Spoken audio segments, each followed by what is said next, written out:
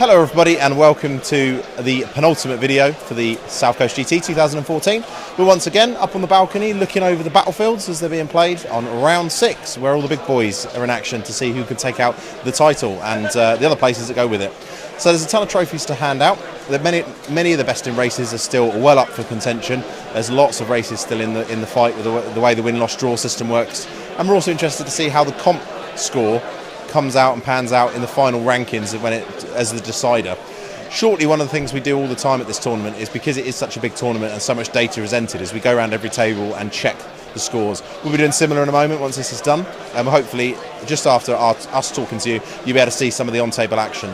If you've been following on Twitter, you would have seen this up to date, but yeah, it's going to be an interesting round. So table 1, we've got Lizardmen, Jack Armstrong, previous UK multiple UK number 1, won more things than I can remember first places, and he is playing Ogres on table 1. He's managed to win the roll-off and Palais and meet and engagement deployment at the moment, which he's happy about. The Ogre player wanted to play Battle of the Past. They don't know this now, but I'm going to tell you, because they won't be listening to YouTube while they're playing, but they've both got their secret mission and both of them have got Protect the General, so that as long as neither general dies, this should be okay.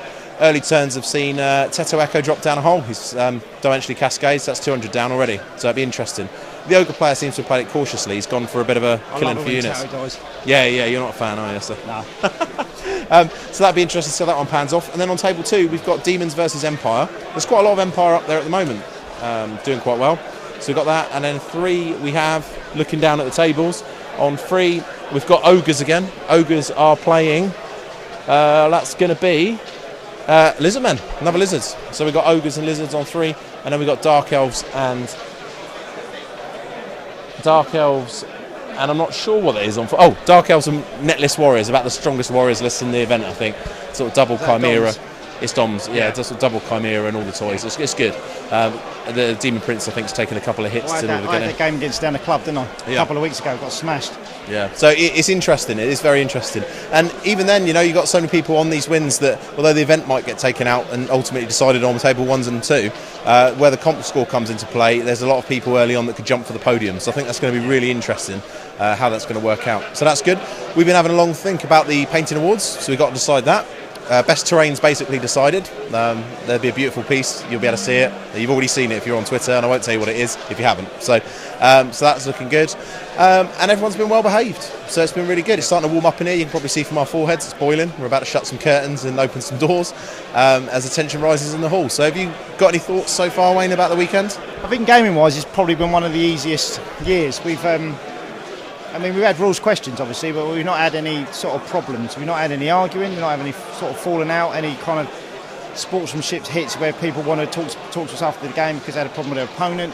None of that. Obviously, we've got this one game to go, but so far, it's been really good. Really good attitude from all the players. Definitely. We've had the only you'll hear us talk about it on the show, I'm sure. The only disappointment from me and from a player's perspective is several people have dropped out for different reasons over the weekend, and a couple of them didn't even tell us. They just went home. And it's got to be said, they're on the bottom table guys, but you know, I think there's still an unfortunate respect that wasn't maintained there, where telling us would have been useful. If they want to drop out, it's fine, but just tell us. Yeah, I mean, we've got spare players. It's not an issue. It's just it just slows us down when we've got to sort out where this guy's gone and look for him for 10 minutes. So I don't know if that's normal anywhere else, but we quite often have people doing it. I don't know why. It's just something, and it doesn't tend. It's never tournament regulars, is it? Really? No. It's usually new people to the scene. They lose all 3 games on a Saturday, and we don't see them on a Sunday. Yep. Not that it happens a lot, but you just get 1 or 2 people. Although we have got someone this weekend who I think they even got a painting nomination, didn't they? And then just hasn't turned up for game 6. So who knows? Bizarre. So that was only. Having said that, though, our player that's filled in the odd numbers every time.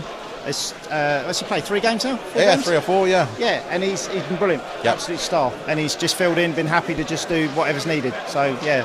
Thanks, Andy. Yeah, thanks, Andy. Yeah, saved our bacon. Yeah. So that's really good. So I think we're going to leave you with what's going on in the background. We'll probably have one final video after when it's all calmed down and the hall's empty, and just chat to you a little bit about who were the winners and how it went, really, just so you can see straight up live, really. Live, Wayne, live. Regular listeners will know what we're talking about. Yeah. So that's it. So hopefully you've enjoyed this so far, and I hope you enjoy the on-table action as it happens. So remember, like, subscribe, www.heelandhammer.com for the full audio version and more detail. and of course the consolidated footage when Instagram allows me to upload the photos will be on our Instagram, which is Heelanhammer as the username. That's it. Enjoy. Oh, we love it. So I've got 5 inches, which means he can get to there. Table 2. 5 inches over. What? Table 3. Huh? Move multi-shots. Yeah, 6. Am I in panic range? That's what I was just going to check. 6, yeah? Table 4.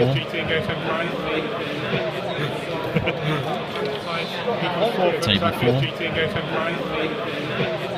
Coming down here, and he's just looking to see whether he can do an angle on here. So basically, which he can. Basically, what happens is he'll get this guy here, and he can position here to get the overrun into these guys. Into the flank. Nice little manoeuvre. Nice little manoeuvre.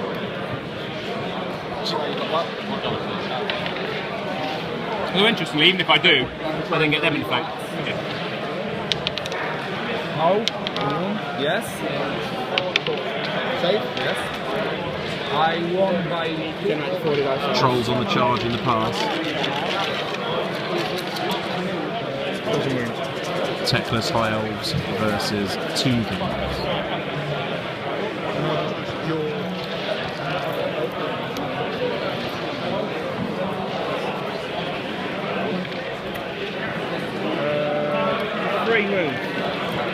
Light armour.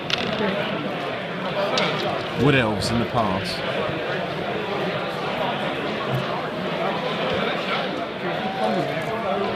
Dwellers for the win, eh? Yeah, you got to be done. So, you don't mind much, of course you do. Don't read on advanced for you.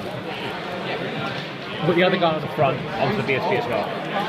So, It's Christmas time on table 5. What's the fire barley do? More elves in Battle of the Pass. 4 stags. 6 dice, small, do not